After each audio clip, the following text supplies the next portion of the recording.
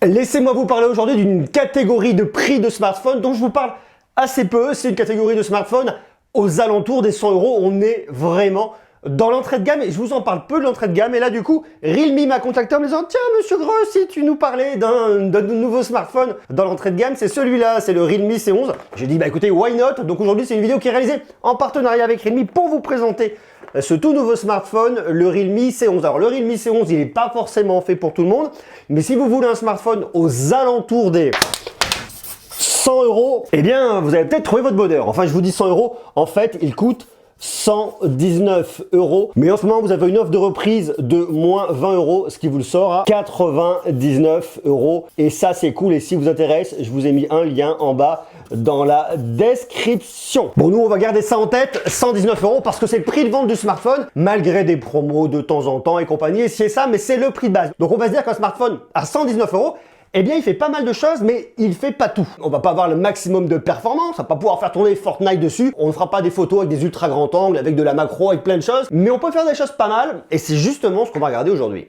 Regardez-moi ça, comme c'est tout mignon, on retrouve vraiment toutes les couleurs de Realme, à chaque fois ils nous sortent ce jaune-là, le nom, la référence du produit, c'est tout. Et comme ça, on a accès à l'information directe. C'est très facile. Je vous passe le côté unboxing parce qu'il n'y a pas grand chose à dire. Par contre, le smartphone, c'est celui-là. Alors, la première chose qu'on voit, que j'aime bien, eh bien, c'est, on le voit là, regardez, le branding Realme qui ressort. On a cette bande sans aucune strie et là, on a des dessins. Des petits dessins, en fait, ce sont des espèces de ronds qui vont s'écarter comme quand vous jetez une pierre dans l'eau. On est sur un design géométrique plutôt pas mal qui est inspiré d'un grand maître de la peinture abstraite. Donc, pourquoi pas, vous voyez, il y a vraiment une démarche artistique derrière. C'est plutôt rigolo, le design est sympa avec le capteur photo qu'on va retrouver ici. Bon, ça, c'est un grand classique pour l'instant, c'est vraiment ce qu'on retrouve un peu partout. Des boutons pour le volume, boutons pour l'allumer, pour l'éteindre. En dessous, on a un haut-parleur mono qui se situe là. De la recharge en micro USB, une prise jack, oui, ça c'est bien. Ici, tiroir de carte SIM avec double nano SIM plus carte micro SD, ça c'est très très cool. Sur le dessus, pas grand chose. Et à l'avant, on va retrouver un grand écran de 6,5 pouces LCD qui déverrouille grâce à de la reconnaissance de visage. Je me mets sur le côté, il m'a vu, je peux déverrouiller. J'ai une résolution HD+,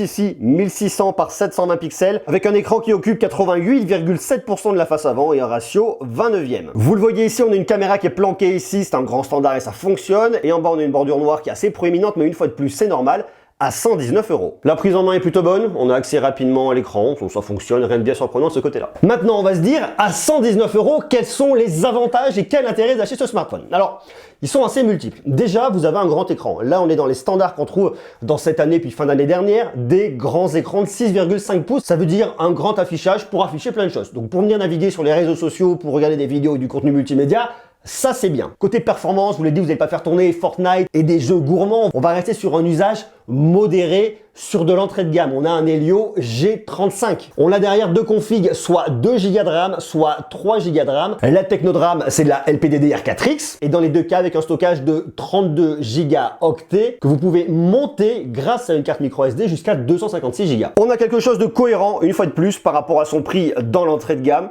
Vous pouvez lire vos journaux, vous pouvez regarder des films, des séries, jouer à des petits jeux, mais pas particulièrement gourmands. Et des jeux pas gourmands sur le Play Store, eh bien il y en a. Mais surtout, je dirais, un des points forts de ce smartphone, et c'est vraiment ce qu'on trouve dans le segment de l'entrée et du milieu de gamme, eh bien c'est une très grosse batterie de 5000 mAh. Donc au niveau de l'autonomie, vous avez un smartphone qui durera dans le temps, et ça c'est rassurant. Pour votre contenu multimédia, vous avez quand même ce grand écran qui est très cool. Vous avez un petit haut-parleur mono sur le côté qui donne un son qui est assez médium, et une fois de plus, on est sur un smartphone à 119 €. Donc on va pas s'attendre à ce qu'il nous fasse des merveilles, et si vous voulez aller plus loin, eh bien vous avez une prise jack là, oui, pour brancher votre casque filaire, et si vous avez un casque sans fil, eh bien vous avez du Bluetooth 5.0. Côté expérience logicielle, c'est Realme UI qui est basé sur un Android 10 qui fonctionnera bien. La seule chose que je vais venir vous recommander, c'est d'aller dans vos paramètres d'affichage, affichage et luminosité, et vous venez moduler légèrement la température de couleur de l'écran pour venir casser un peu le côté un peu bleuté et venir le réchauffer. Vous le mettez par ici, c'est ce qui ira le mieux. Vous avez également un mode confort des yeux, mais qui par contre tire vraiment trop sur le marronné, c'est pas extraordinaire. Côté photo, on a un double capteur à l'arrière, un premier de 13 mégapixels, c'est la caméra principale qui ouvre à f2.2 avec un zoom numérique x4, et vous avez un capteur profondeur de 2 mégapixels qui ouvre f 2.4, tandis qu'à l'avant vous avez une caméra de selfie de 5 mégapixels. Vous pouvez faire de la vidéo jusqu'en 1080p à 30 images par seconde ou alors en 720p. Ici c'est pas un photophone, je dirais que c'est un smartphone qui fait des photos, qui vous permettra d'avoir quelques souvenirs. Perso au niveau de la photo, je trouve que le rendu est assez honnête pour voir qu'on est sur un smartphone à peine 100 € à quelque chose près. On continue ici avec des petites gouttes d'eau sur des feuilles, ça fonctionnera dans l'ensemble. On voit effectivement qu'ici on a une partie qui est un peu plus floue, mais notez que vous n'avez pas de stabilisation optique et avec moi ça ne pardonne pas. Photo avec le ciel, et bien voyez, on voit quand même bien les nuages, c'est pas cramé, on a bien ici le sapin,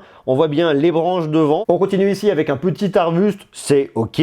On vient zoomer en x2, ça fonctionne. x4, c'est moins bien, moins précis, mais une fois de plus, c'est normal. Et tout est sur le capteur principal, donc on vient vraiment zoomer dans l'image. Caméra principale, ça fait le taf. On se rapproche, on perd, c'est pas très bon au niveau de la gestion des lumières. x4 non plus, on oublie. Un petit toréador dans un cendrier, ok, ça c'est pas trop mal. Il faut pas se mettre trop près pour faire des photos parce qu'il a un petit peu de mal à faire le point. C'est un peu vraiment ce que je viens de reprocher. Et le rendu au niveau de la caméra de selfie est aussi vraiment honnête. Là c'est pareil, j'étais un peu trop près, il a eu un peu de mal à faire le point sur la fleur. A contrario, lorsque je me recule, et bien rendu est pas trop mal. Ça reste vraiment cohérent. Et puis une fois de plus, sur un smartphone à 100 €, ça fait le taf. Exactement la même chose ici, c'est correct. Quant au mode portrait, eh bien le rendu est assez honnête. On n'a pas beaucoup de performance pour venir vraiment tout calculer. Mais malgré tout, il vient pas trop mal me détourer ici. On voit qu'il y a quelques petits cheveux qui ont été un peu coupés, mais c'est pas anormal. Et ici, entre les doigts, eh bien, il s'en sort pas plus mal qu'un smartphone qui coûterait un peu plus cher. Donc, je trouve que dans l'ensemble, le rendu est assez qualitatif. Qui dit smartphone d'entrée de gamme, dit smartphone qui n'a pas de certification, parce qu'une certification,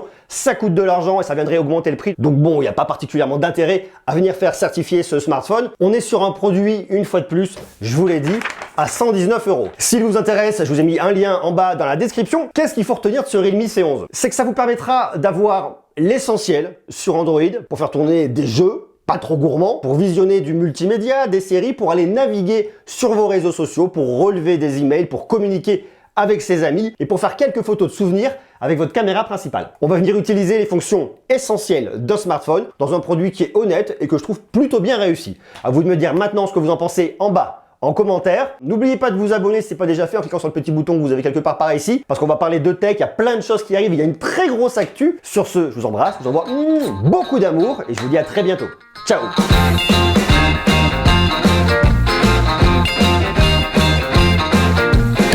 I wanna shout out to the world so they know my sweet